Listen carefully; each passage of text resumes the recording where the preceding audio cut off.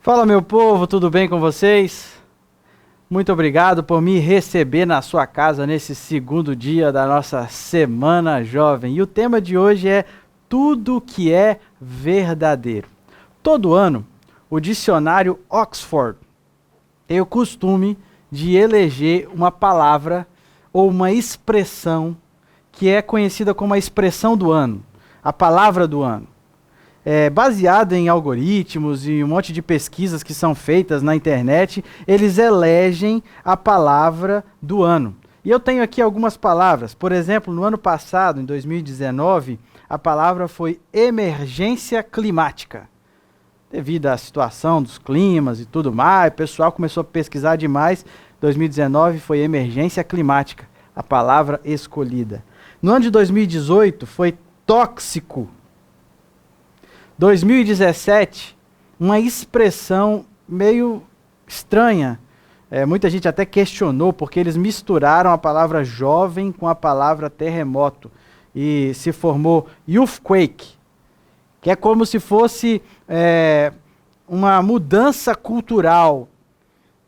Deixa eu ler aqui a definição, a explicação do dicionário. Ó. Uma mudança cultural, política ou social significante, provocada pelas ações ou influências de pessoas jovens.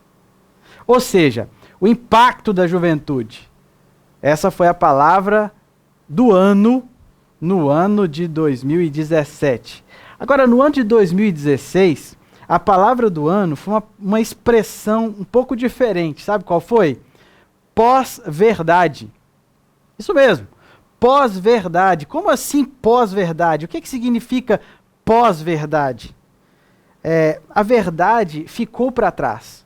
Segundo a justificativa deles, a verdade já não é mais tão relevante quanto as narrativas. As pessoas hoje estão preferindo uma boa história bem contada do que o fato em si. Cada um tem a sua verdade. A nossa sociedade pós-moderna tem preferido uma boa história, uma boa narrativa, do que de fato a verdade.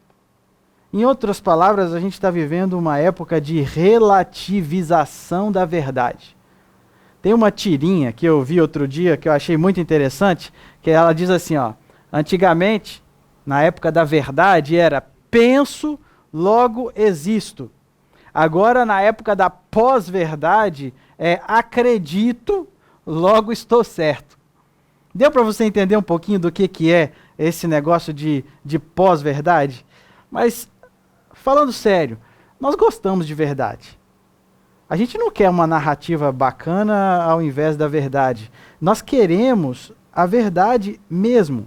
Quem é que gosta de ser enganado? Quem é que gosta de ser traído? Nós precisamos de um padrão absoluto, mas isso nos leva a uma pergunta diferente. O que é a verdade? É um conjunto de doutrinas? São alguns fatos? A Bíblia fala muito a respeito de verdade. Se você digitar no Google passagens bíblicas sobre verdade, você vai encontrar uma enormidade de passagens. Agora, o que me chama mais atenção na palavra de Deus é quando ela diz que a verdade se encarnou. A verdade se fez carne. A verdade virou gente. João capítulo 14, verso 6 fala assim: Jesus é o caminho, a verdade e a vida. Ele não tinha a verdade. Ele é a verdade viva. Então, quando a gente fala o que é a verdade, na verdade, verdade é uma pessoa. E como a gente falou, durante essa semana a gente vai estudar Jesus e como que ele era honesto, verdadeiro, justo. E vamos procurar algum episódio da Bíblia que fala de Jesus sendo verdade, autêntico. Existem vários, mas eu quero compartilhar com vocês o que está em João capítulo 2. João capítulo 2, verso 13. Eu vou ler nessa versão aqui, ó, transformadora. Mas você pode ler em qualquer versão, porque a história é a mesma. João 2, verso 13, diz o seguinte: era quase época da festa da Páscoa judaica, de modo que Jesus subiu a Jerusalém. No pátio do templo ele viu comerciantes que vendiam bois, ovelhas e pombas para os sacrifícios. Também viu negociantes em mesas, trocando dinheiro estrangeiro. Jesus fez um chicote de cordas e os expulsou a todos do templo. Pôs para fora as ovelhas e os bois. Espalhou as moedas dos negociantes no chão e virou as mesmas. Depois foi até aqueles que vendiam pombas e lhes disse: tirem essas coisas daqui. Parem de fazer da casa de meu pai um mercado. Tem muita gente que tem dificuldade em entender esse texto. Por que tem dificuldade de entender esse texto? Porque nessa passagem a gente vê a ira de Deus. Existem outras passagens da Bíblia que falam sobre a ira de Deus. E tem muita gente que não entende esse negócio de como é que Deus pode ficar irado. A ira é uma emoção natural do ser humano. E como nós fomos criados à imagem de Deus, a gente não deveria se surpreender pelo fato de Deus ter ira. O problema é quando a ira é mal direcionada. Se você reparar bem, a própria Bíblia fala que a gente deve irar, mas não pecar. Então, irar em si não é o pecado em si. Por isso, quando a Bíblia fala de um Deus irado, ou quando a Bíblia fala de um Deus bravo ou zeloso, como alguns preferem, não está falando de nada fora do normal. Jesus era uma pessoa que sabia controlar a sua emoção natural e direcionar essa emoção muito bem, sem pecar. Seja como for, Jesus não escondia o que ele sentia. E é essa a minha ênfase nessa nossa reflexão hoje. Jesus era autêntico. Jesus era ele. Se ele não concordava, ele falava. Ele não escondia para agradar. E essa história que a gente acabou de ler aqui, ela tem um contexto. Naquela época, a adoração consistia em levar animais para o templo. E imagine você, que morava a quilômetros de distância de Jerusalém, ter que pegar um cordeirinho e sair arrastando esse cordeirinho, levando numa viagem longa até chegar lá no templo. Não é fácil. Não era fácil. Então o pessoal começou a facilitar a vida dos adoradores. Eles falaram: quer saber de uma coisa? Traz o dinheiro. Chegando aqui, você compra o cordeirinho. E assim começou uma espécie de comércio em torno do templo, onde a conveniência acabou se tornando um problema. Por que se tornou um problema? O ministério dos sacerdotes percebeu que naquela troca ali poderia surgir um negócio lucrativo, e então começou um pouquinho de extorsão, começou um pouquinho de lucratividade, e o próprio templo criou uma moeda chamada shekel. E essa moeda, ela tinha um câmbio flutuante. Imagina você, a depender da necessidade, aumentava, valia mais, valia menos. E o adorador que vinha de longe, às vezes, ele chegava assim, trazia o dinheirinho dele para comprar uma ovelha e tinha que juntar mais dinheiro para conseguir comprar, porque o câmbio mudou para o lucro, a extorsão, a troca de moeda não era justa. As transações aconteciam todas elas ali no pátio.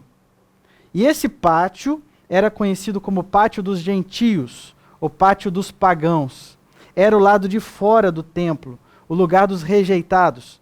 Era onde os judeus deveriam estar falando para os gentios a respeito do Deus verdadeiro. Era o lugar onde um gentio ia buscar a verdade. Era o lugar onde o gentio iria conhecer a respeito de um Deus verdadeiro. E ali ele encontraria um judeu que falaria para ele: olha, eu conheço o Deus verdadeiro é assim, é assado e tal. Mas eu te pergunto, no meio desse comércio todo, com esse tanto de gente vendendo animais, um gentio que buscava a verdade dificilmente encontraria no meio daqueles mercadores religiosos. Em outras palavras, o pátio do serviço missionário se tornou o pátio do negócio mercenário. Aquele lugar que era para ser o lugar onde os judeus falariam do Deus verdadeiro para os gentios, se tornou um lugar de comércio. E Jesus, quando viu isso, ele disse: basta, não tem jeito, não pode ser assim. Onde os judeus tinham que estar falando do Deus verdadeiro, tem comércio? Não, de jeito nenhum. Jesus chega e ele faz uma faxina, ele faz o que tinha que ser feito, ele chega com autoridade, ele pega um chicote, ele vai na direção de todo mundo e ele começa a derrubar a mesa, derrubar coisa, mas repara uma coisa, ele não machuca ninguém, ele não dá chicotada em ninguém. E mais curioso ainda é que ele não destrói nem os bens. Se você observar bem, o verso 16 que a gente leu, diz assim que ele fala assim: tira essas pombinhas daqui. Até o cuidado com as pombinhas, Jesus podia ter derrubado, soltado as pombinhas, mas Jesus, ele se preocupa até em não ser grosseiro. Mesmo no momento de autenticidade, em que ele fala a verdade sem medo, ele não chega dando patada em todo mundo, batendo nas pessoas, nem jogando o dinheiro delas fora. Ele derruba ali, mas o pessoal voltou depois e podia catar. Ele falou: tira essa pombinha daqui. Ele não fez mal aos animais, ele não fez mal às pessoas, mas Jesus foi autêntico. Essa autenticidade de Jesus me encanta. E quando a gente estuda esse Jesus autêntico, a gente acaba admirando, e pelo contemplar a gente é transformado. Você quer ser uma pessoa verdadeira? Contemple esse Jesus autêntico, que não derruba nada, não quebra, não destrói, mas ele é verdadeiro, ele vai ali, bota a ordem na casa. Outra lição que a gente tira dessa história, a tia Ellen, ela diz que aquele pátio era um reflexo da vida espiritual dos judeus. Era um sintoma da condição espiritual que existia naquela época. Eles tinham uma vida espiritual enfadonha, era uma vida espiritual secular, mecânica. Eles estavam fazendo aquilo por fazer, já ia lá, pegava o cordeiro, vendia o cordeiro, comprava o cordeiro, pegava o cordeiro, oferecia o cordeiro. Era um negócio que se fazia assim, ó, como talvez você e eu, quando vai à igreja por ir. Não vai porque está com vontade de ouvir de Deus. Eu quero perguntar para você, como é que está a sua vida espiritual? Ela está mecânica? Ela está chata? Ela está precisando de autenticidade? Eu queria pedir você para chamar Jesus. E eu faço um convite um tanto diferente, um convite estranho. Chama Jesus para pegar o chicote e entrar na sua vida, derrubando o que tem que ser derrubado, consertando o que tem que ser consertado, limpando, para que a sua vida espiritual seja autêntica. Eu queria me direcionar para você que é do Clube Inspiração Jovem, você que é do Junção, Shekinah, Esquadrão JA, Leão de Judá, aqui da região 2. Gente, a gente precisa ter uma vida espiritual significativa, verdadeira, autêntica. Então, peça para Jesus hoje. Fala: Senhor, eu quero ter uma vida espiritual verdadeira, eu quero ter uma vida significativa, não mecânica, não fazendo por fazer. Jesus, eu não consigo fazer por mim mesmo. Essa obra depende do Senhor. Então entra na minha vida com o chicote, mesmo que possa doer um pouquinho. Isso é obra da tua mão, Senhor. Então entra no meu coração. Eu quero ser verdadeiro como você, Jesus. Se essa é a sua vontade, se esse é o seu desejo, eu queria te convidar para orarmos juntos. Vamos pedir a Deus para que nos faça pessoas verdadeiras?